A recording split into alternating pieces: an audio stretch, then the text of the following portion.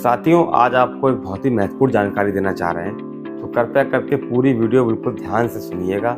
पूरी video proper देखिएगा ताकि आपको समय आने पे हमारी इस वीडियो का फ़ायदा मिल पाए। तो साथियों, आज की जो हमारी वीडियो है वो इस मुद्दे पर है कि अक्सर हम लोग देखते हैं कि कभी ना कभी अचानक से हमारे फ़ोन पर या हमारे घर के किसी मेंबर के फ़ोन पर या हमारे किसी मिलने वाले के फ़ोन पर अचानक पुलिस से, थाने से फ़ोन आता है और सामने वाले जो इंस्पेक्टर या अधिकारी जो भी होते हैं वो आपको कहते हैं कि आप तुरंत तत्काल प्रभाव से थाने आइए, आपसे कुछ बात करनी है। हड़का करके भी कभी कभार बात करते हैं, कभी प्यार से भी आपको बुलाते हैं। और जब भी ऐसी अवस्था में फ़ोन कभी भी आपके पास आता है, हम लोग अक्सर देखते हैं, हम लोग बिल्कुल बेचैन हो जाते हैं, हम लोग परेशान हो जाते हैं, टेंशनाइज हो जाते हैं, क्योंकि पुलिस से फ़ोन आने का मतलब कुछ ना कुछ तो लफड़ा है, कुछ ना कुछ तो समस्या है, क्योंकि पुलिस ऐसे फ़ोन नहीं करती। कुछ ना कुछ कहीं ना कोई शिकायत है, कुछ समस्या है, तभी आपको फ़ोन किया गया है। तो जब भी फ़ोन पुलिस से आता है अक्सर हम लोग परेशान हो जाते हैं और ये सोचने लग जाते हैं कि कहीं ना ऐसा ना हो कि हम थाने जाएं और पुलिस हमको अरेस्ट कर ले। तो इस डर से हम लोग बहुत परेशान हो जाते हैं, बहुत टेंशनाइज हो जाते हैं। तो साथियों देखिए, सबसे पहले तो ऐसी अवस्था में आपको बिल्कुल परेशान नहीं होना है। ऐसी अवस्था में आप धैर्यपूर्वक अपने कॉन्फिडेंट को मजबूत करके आप आगे बढ़िए। करना क्या आपको, सबसे पहले जब भी पुलिस थाने से ऐसा फ़ोन कोई आए, आप प्रॉपर वे में उस फ़ोन को ना ही काटिए, ना ही इस फ़ोन से दूर भागिए, ना घबराइए। जब भी फ़ोन आता है प्रॉपर वे में आप पूरी बात करिए उनसे। सबसे पहले आप जो भी अधिकारी आपको फ़ोन कर रहा है, जो भी इंस्पेक्टर फ़ोन कर रहा है, जो भी पुलिस वाला आपको फ़ोन कर रहा है, उनका आप नाम पूछिए, उनके रैंक पूछिए और वो कहाँ से फ़ोन कर रहे हैं, किस थाने से, किस विभाग से फ़ोन कर रहे हैं, उसके बारे में पूरा जानिए। दूसरी चीज़, वो किस मामले में आपको फ़ोन कर रहे हैं और आपको क्यों बुला रहे हैं। आपका बयान लेना चाहते हैं या आपसे कुछ चीज़ चाहते हैं या किस मुद्दे पे आपका बुलाने का उनका उद्देश्य क्या है, इसको आप प्रॉपर पूछिए। दूसरी चीज़, कोई शिकायत दर्ज हुई है, उस मामले में आपको बुला रहे हैं, तो उस शिकायत की आप कॉपी ले सकते हैं। जैसे कोई तहरीर उनके पास आई है तो तहरीर की कॉपी आप मांग सकते हैं। एफआईआर उन्होंने दर्ज की है तो एफआईआर की कॉपी आप मांग सकते हैं। तो इससे क्या होगा कि आपको प्रॉपर डिटेल मिल जाएगी कि आपको थाने में क्यों बुलाया जा रहा है। एफआईआर की कॉपी आपको मिल जाती है तो एफआईआर को प्रॉपर डिटेल में आप पढ़िए, उसको समझिए, ये देखिए कि उसमें आपका नाम तो नहीं है, नाम नहीं है पहली चीज़। दूसरी चीज़, जो उसमें एफआईआर के अंदर जो आरोप लगाए गए हैं वो कॉग्निजिबल हैं या नॉन कॉग्निजिबल हैं, मतलब 7 साल से कम सज़ा वाले मामले हैं या 7 साल से ऊपर सज़ा वाले मामले हैं। इससे बहुत बड़ा प्रभाव पड़ता है।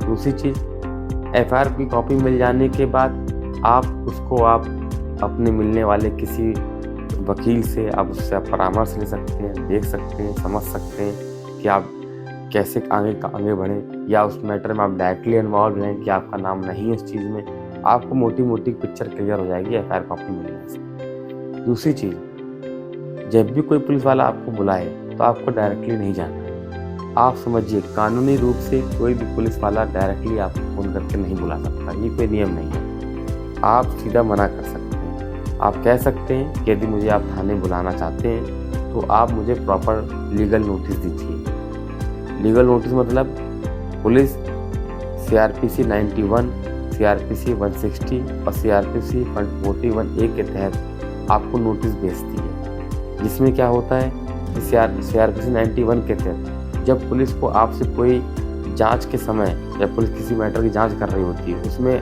उनको लगता है कि कोई ऐसी चीज़ आपके पास है, कोई डॉक्यूमेंट है या कोई प्रोडक्ट है या कुछ भी चीज़ ऐसी कोई है जो उस जांच के अंदर एक महत्वपूर्ण रोल निभा रही है, तो वो आपको CRPC 91 का नोटिस दे करके वो डॉक्यूमेंट आपसे मांग सकती है। तो आप स्वयं जाके दे सकते हैं या किसी के माध्यम से भी दे सकते हैं। दूसरी चीज़, आपको CRPC 160 का नोटिस दे सकती है, जिसके तहत आपको उस केस के जांच के समय आपसे बयान लेने के लिए आपको बुला सकती है। आप विटनेस हो सकते हैं, आप इनडायरेक्टली कनेक्ट हो सकते हैं, डायरेक्टली कनेक्ट हो सकते हैं, आपके बयान के लिए पुलिस बुलाती है। और CRPC 41A के तहत जो नोटिस आपको देती है, उसमें आप डायरेक्टली जब कनेक्ट होते हैं केस से तो आपसे पूछताछ के लिए पुलिस बुलाती है। तो इन 3 नोटिस के माध्यम से पुलिस आपको पुलिस थाने बुला सकती है। और यदि ये नोटिस उन्होंने आपको नहीं दिए तो आप साफ मना कर दीजिए कि मैं नहीं आ सकता।